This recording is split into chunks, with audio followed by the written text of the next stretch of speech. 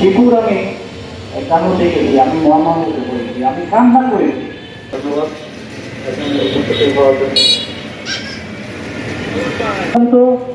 অত্যন্ত দরিদ্র ফ্যামিলি, ছেলেটা সুপারভাইজার হয়েছিল।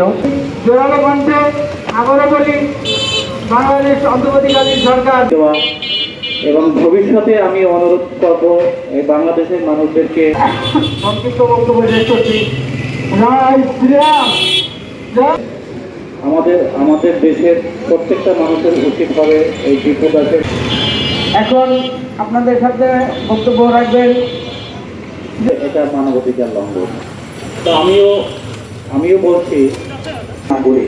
তো সেই ক্ষেত্রে আমি সবাইকেই সমান।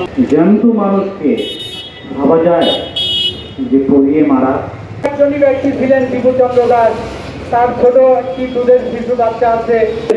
ওইখানে ওরই দুজন সহকর্মী, তারা মুসলিম সম্প্রদায়ের লোক, তাকে কি বলে।